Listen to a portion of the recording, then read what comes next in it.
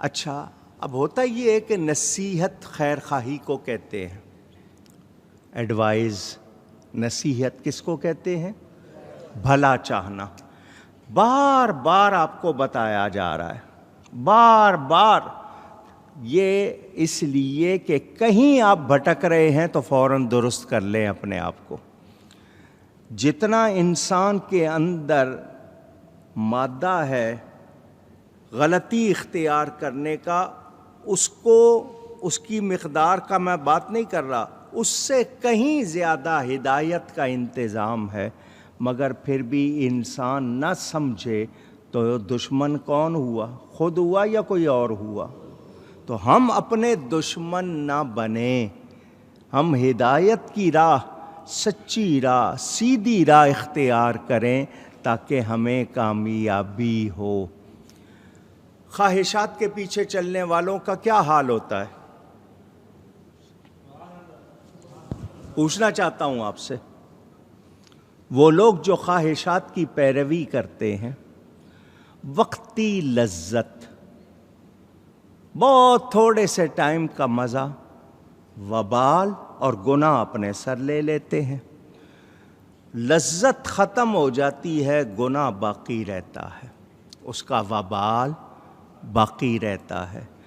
تو آج خواہشات کو خدا بنانے والے، خواہشات کے پیچھے چلنے والے، بتائیے نقصان میں ہیں یا نہیں؟ پوچھ رہا ہوں۔ اچھا، کچھ وہ ہیں کہ غلطی ہوئی تو شرمندہ ہوئے، ندامت ہوئی، روئے، گڑ گڑائے، ہائے کیا ہو گیا؟ وہ روئے، گڑ گڑائے، ان کو احساس تھا کہ ایمان کی چادر پر داغ لگ گیا ہے، اس داغ کو مٹانا ہے۔ کون سی چیز مٹائے گی؟ اللہ کا خوف، استغفار، توبہ، رونا، گڑ گڑانا، یہ اس چیز کو مٹائے گا۔ اور جو لوگ کہیں کہ نہیں میں نے کر لیا ہے تو کیا ہو گیا، سارے ہی کرتے ہیں، مجھ سے ہو گیا تو اتنا، وہ اس چیز کو اور زیادہ گہرا کر لیتے ہیں، پھر ان کے اندر سے احساس بھی ختم ہو جاتا ہے۔ اور جب بندے سے احساس نکل جائے تو وہ پھر بندہ نہیں رہتا، وہ بھی شیطان کا آلہ بن جاتا ہے۔ پھر اس کے اندر احساس جو جاگنا چاہیے وہ جاگتا نہیں، اور شیطان ایسے بندے کو فٹ بال بنا لیتا ہے۔ وہ اس کی نظروں میں اس کو کہتا ہے نہیں تو بالکل صحیح ہے، تجھ سے کچھ نہیں ہوا، وہ اس کو بگاڑتا رہتا ہے، اور بندہ شیطان کے کہنے میں آ کے بگڑتا رہتا ہے۔ تو وہ قیامت کے دن کیا ہوگا کہ ایسے لوگ کسی کو اپنا سفارشی نہیں پائیں گے، کوئی ان کا حامی نہیں ہوگا۔ اور جو گناہ گار گناہ کر لے اور شرمندہ ہو جائے، توبہ کرے، استغفار کرے، پھر اللہ کی رحمت اس کو اپنی آغوش میں لے لیتی ہے، اس پر مہربانی ہو جاتی ہے۔ تو وہ کہیں گے ہم کسی طرح واپس چلے جائیں، ہم دنیا کی طرف پھر چلے جائیں۔ کسی سمجھدار نے کہا یہ شخص جو گناہ گار مر گیا، اگر اس کو دوبارہ زندگی ملے گی تو یہ کیا کرے گا؟ کہنے والے نے کہا یہ نیکی کرے گا، یہ اب گناہ سے بچے گا۔ تو اس نے کہا وہ تو نہیں کر سکا، تو کر سکتا ہے نا،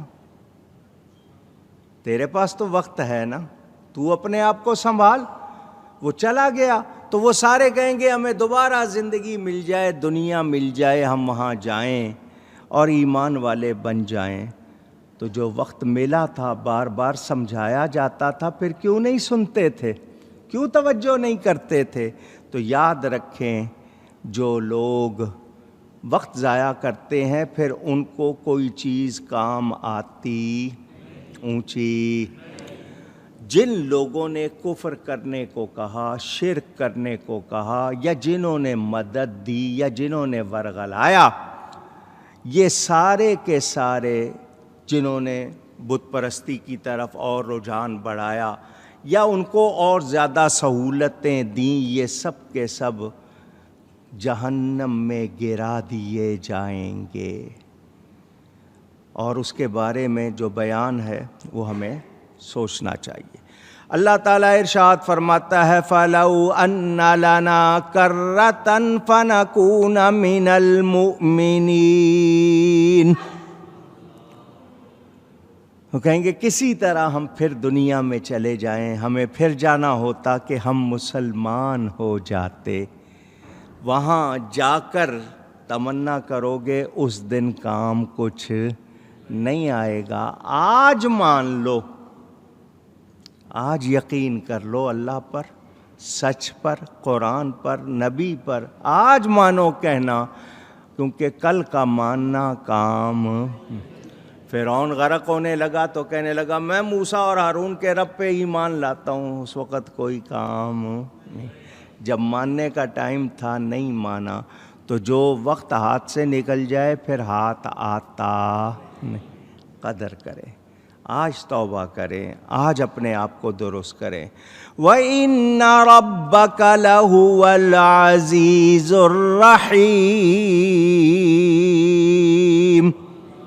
اور بے شک تمہارا رب وہی عزت والا مہربان ہے۔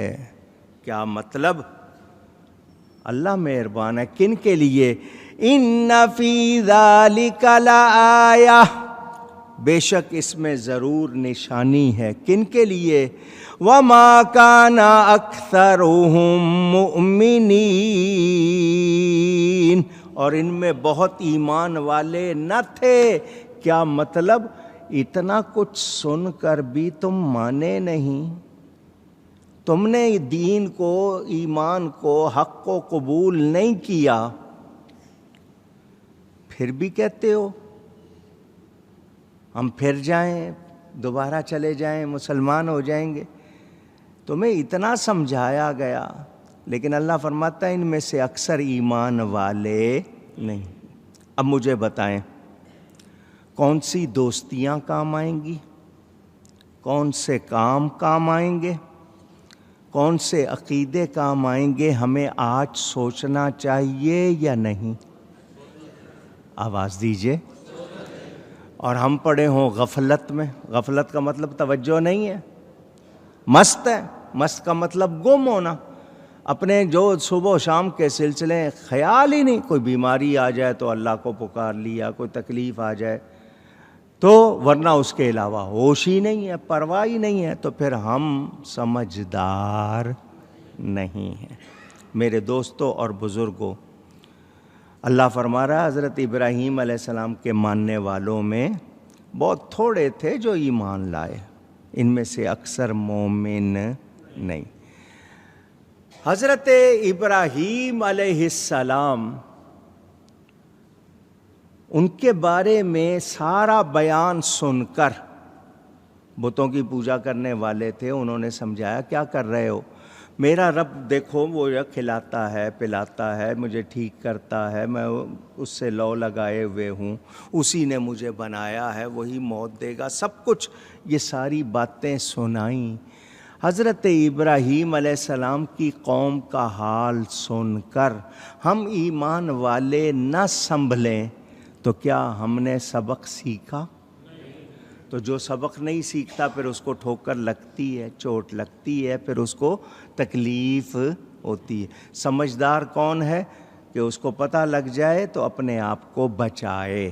تو ہمیں سمجھداری کا ثبوت دینا چاہیے۔ دوستیاں کون سی کام آئیں گی؟ اللہ والوں کی، ایمان والوں کی، ان کے ساتھ اٹھنا بیٹھنا، ان کی مجلس میں رہنا۔ حضرت سیدنا غوث اعظم رضی اللہ تعالی عنہ کیا فرماتے ہیں؟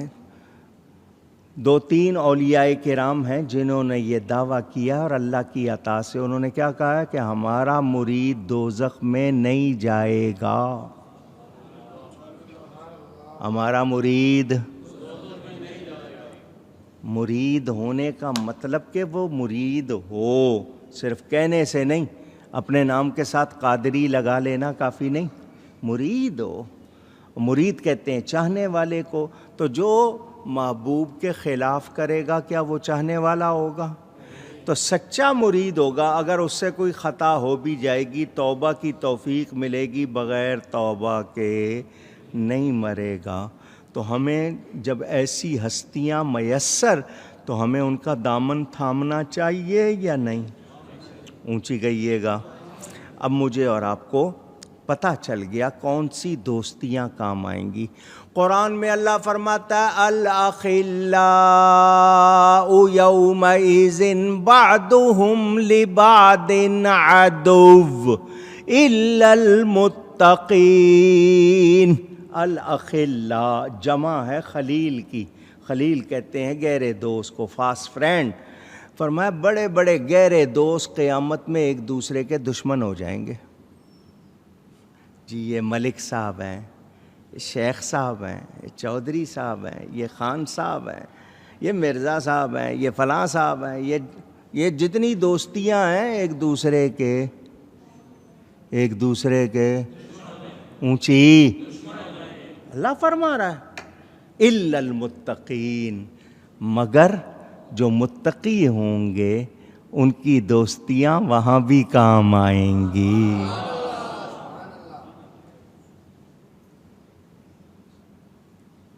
لجپال پریت نو توڑتے نہیں،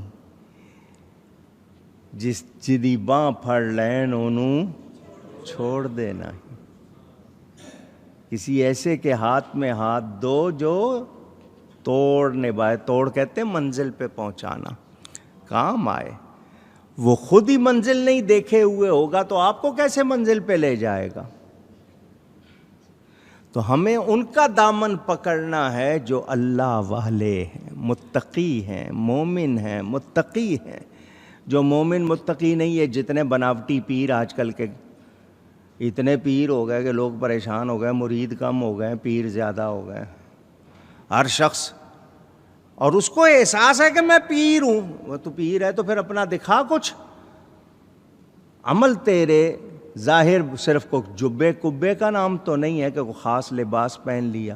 تو جو پیر نہیں ہے اور پیروں والا لباس پہن لیتے ہیں، قیامت کے دن ان کو ذلت کا لباس پہنایا جائے گا، حدیث میں ہے، کیونکہ وہ دکھا رہا ہے۔ وہ دنیا میں چاہتے ہیں لوگ ہمارے نعرے لگائیں، ہمارے ہاتھ پیر چومیں، ہمارے آگے پیچھے ہوں۔ یہ دنیا میں مل جائے گا، وہاں کچھ نہیں ہوگا۔ سچے پیر